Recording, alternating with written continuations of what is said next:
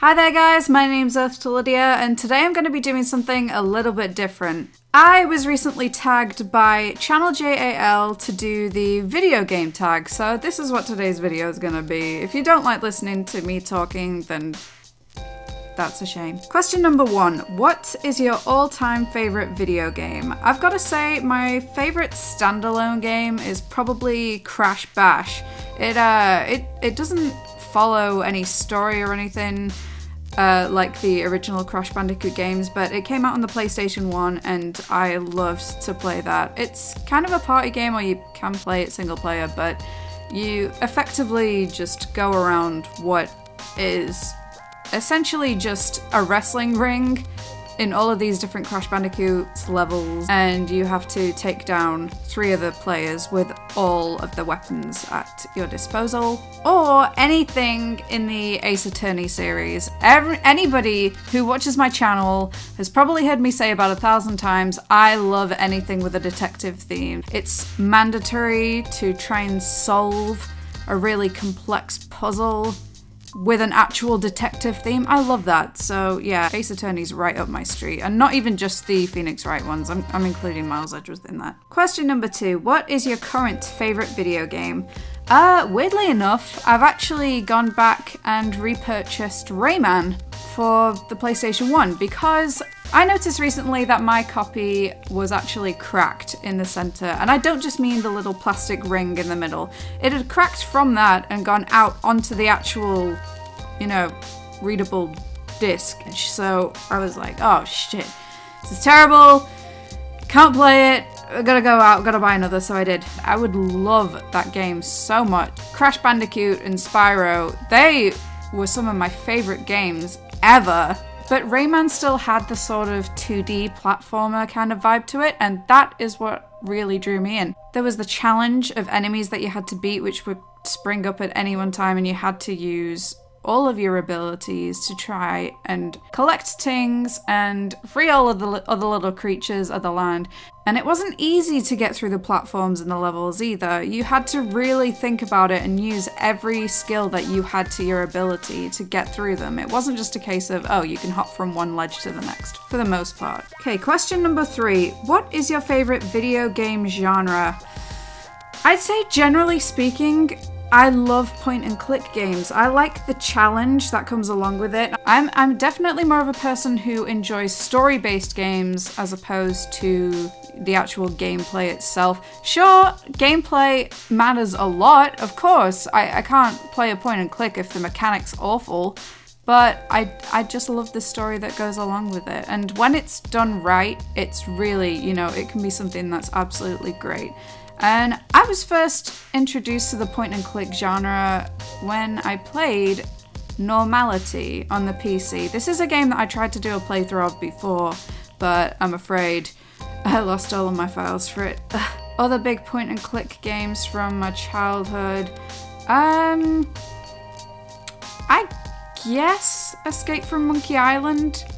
I'm not sure if that really counts because obviously that is the least point and click of all of them, but you still have to, you know, use your initiative, you still have to combine different things, but it was still a big part of my life. On the PlayStation 2, it was awesome. Question number 4, how long have you been playing video games? This is gonna sound like such a cop-out, but I honestly do not remember the first time that I picked up a video game. But I used to go around to my cousin's houses a lot. I remember playing stuff like Sabrina the Teenage Witch at my cousin's house because they had a computer and I didn't. Like Mr. Potato Head games. I don't even remember what that was called. My first console was the Sony PlayStation, which should be an indicator, but I was very young at the time of its release and I don't remember exactly when I got it. So I can't honestly answer that question with a specific date, just as long as I actually know. Question number 5, what's the first game you ever played? Ooh. Like I said, this is really, really hard. I'd say it could well have been maybe Spyro or just Crash Bandicoot. I can't remember. Or was it Rayman? I honestly, I do not have a clue. I remember I got the Game Boy Color and the first games that I got on that were Pokemon Yellow and Tom and Jerry, which was so frustrating that I'd only ever get past the first like 3 levels and die every single time, and then it'd be one of those where there was no chance to save, of course, and the whole game would just stop, and that was excruciating to play. Question number 6. What game have you clocked the most hours into? Okay, right. Hear me out with this one. On Steam, the game that I've clocked the most hours into is Dandelion Wishes Brought to You. Now, don't look at me like that. I know what you're thinking. No, I'm not weeb trash. I literally just saw a playthrough of it and thought, looks like a cool game. So I got it, and then obviously I started it. I didn't want to finish until I found out every single character's outcome, their good and their bad endings, and before I knew it, it took really long. And that's how I got the most hours on that. I think in general, though, overall, I've probably put the most hours into Crash Bandicoot The Wrath of Cortex, or Crash Bandicoot Warped. I'm not sure. One of those two, maybe. Or Dog's Life? I used to play that a lot. That was such a good game. In fact, no. Overall, I think I've probably put the most hours out of any game into Dance Dance Revolution for the PlayStation 1. My first encounter with that game was when my cousins came over for a party and they brought this dance mat with them and plugged it in and started playing it, and I was like, okay. I don't really get it, and everybody was like, Lydia, you get up, you go, you have a go, and I tried it, and I sucked, and I was like, no, I don't want to do it, and I ran out of the room, and my parents got me one anyway because they thought it would be great for me, and I practiced, and I got through every single expert level. This is at the age of like 7. Got through every level on expert and did it to the best of my ability and completed every single training ground that you could possibly go through. And to this day, I am still awesome on the arcade version of Dance Dance Revolution. There we go. Question 7. What's your longest gaming session? Ooh. See, when I was younger, I used to go away with my parents quite a lot, and it was always to like little local towns, and I was never really into it. I just wanted to be at home with my friends, and I was a moody teenager, and I was like, don't want to be here. But obviously I was too young to stay at home on my own. So my parents used to compromise. They used to let me bring along my PlayStation or PlayStation 2 with me, and I'd plug it into the TVs that we had, and I'd just stay in and play all the time. So I would literally be up from the moment that I woke up one day to the moment that I went to sleep, just playing games. This again is probably where the Crash Bandicoot Warped and Wrath of Cortex come into it, because I'd played them a lot.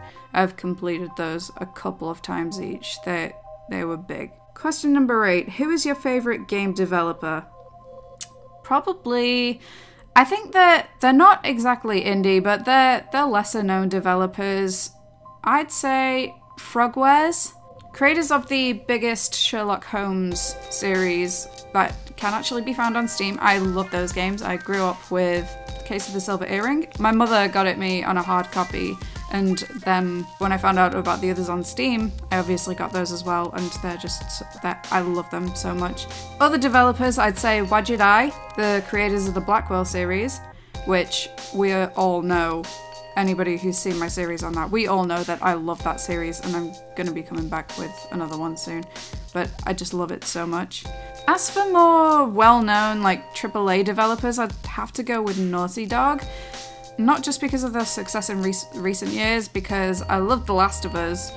However, I'm not really big on the Tomb Raider series that they've put out. In fact, I really don't like it.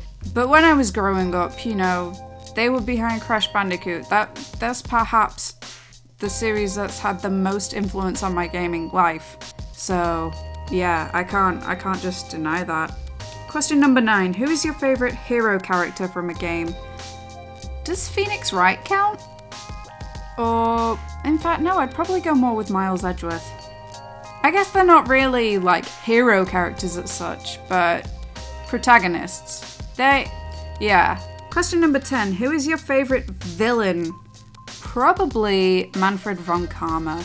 I hate him so much, but at the same time, there's so much depth to his character and he adds so much to the series. All of the games in one way or another seem to interlink, and he is a huge part of the series. He is a big part of a lot of breakdown in relationships and pretty much existential crises. He is an absolutely deplorable, awful human being. At the same time, you would not have as much of an iconic series without him. I truly believe that. Question number 11. Who is your most hated character of any game? I'd have to say Dr. Nefarious Tropy from the Crash Bandicoot games and Nasty Nork from Spyro. Tropy, for starters, when I was younger, I physically could not play any levels that he was in. I had to walk out of the room whenever he came on the intro, whenever I loaded the game up, because I was so scared of him as a character.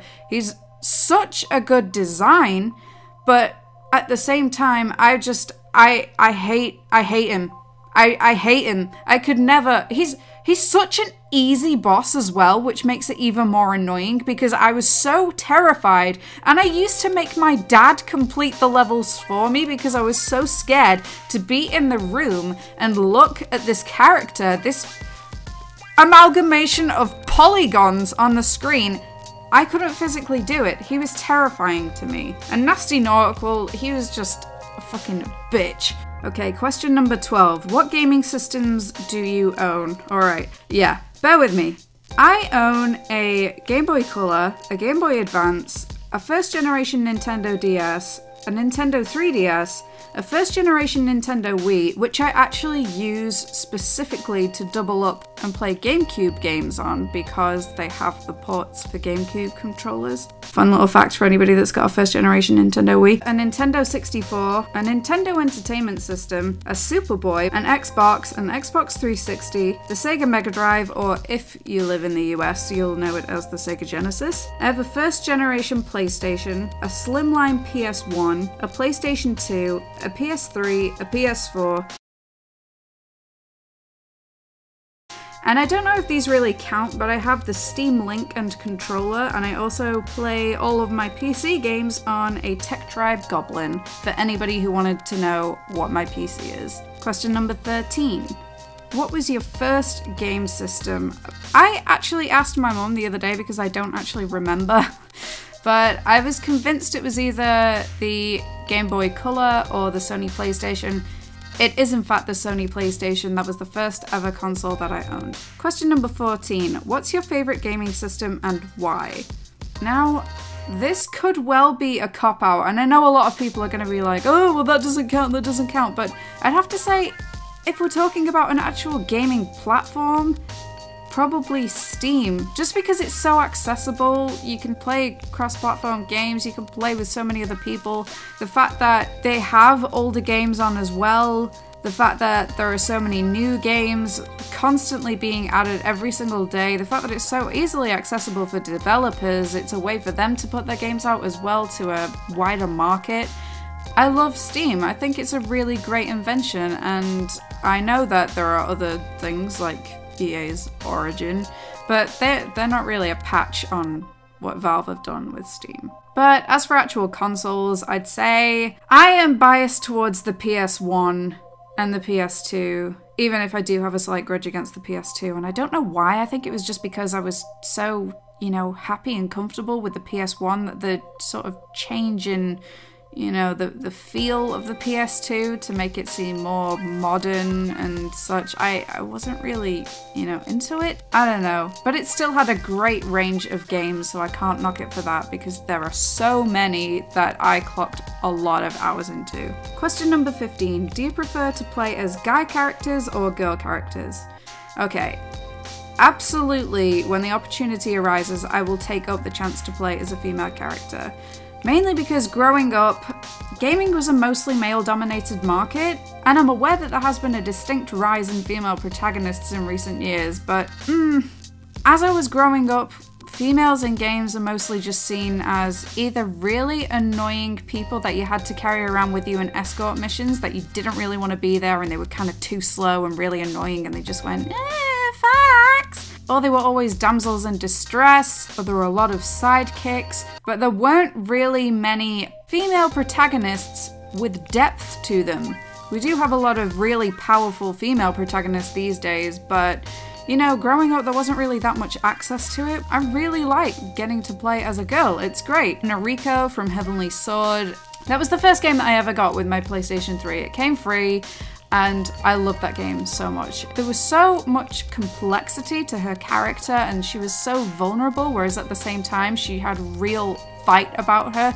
But the portrayal of Noriko was so amazing. I really, really admired her for her strength. Same with Faith in Mirror's Edge. The original Lara Croft, she was just stony-faced, and she went into it and she could hold her own in cases where even her male counterparts couldn't do as much. And, of course, Samus from Metroid. Yeah. Question number 16. Do you follow walkthroughs or do you play through on your own? Generally speaking, I will play through on my own. The only time that I use walkthroughs is when I get incredibly stuck or on the verge of getting really angry at the game, because I obviously believe that, you know, games are supposed to be an experience where you're actually involved and immersed. I'm not saying that there can't be any irritants or anything like that, but it's not something that should just give you blind rage. I have a very short fuse when it comes to gaming, a lot of the time. So if there's a walkthrough available, then it might be better than me going viral on YouTube for having a meltdown. Question number 17. Have you ever been to a gaming convention? No, I've not. Not because I've not wanted to or anything like that. I have looked into it, but there really aren't many in the UK and they're not very accessible. Yeah, that's the only reason really. But I'd like to, out of curiosity, I'd like to. Question number 18. What game are you most excited for to come out in the future? I think I'm most excited for Cuphead Don't Deal with the Devil, because it reminds me in its art style and its gameplay so much of a game that I used to play on the PlayStation 1 called Mickey's Wild Adventure. I loved that game so much. It has a very Disney art style, which anybody who knows me personally, I'm a huge Disney girl. Obviously. Yeah, that's pretty much it. And Unravel, just because it looks so interesting. Question number 19. What's your best memory of a video game?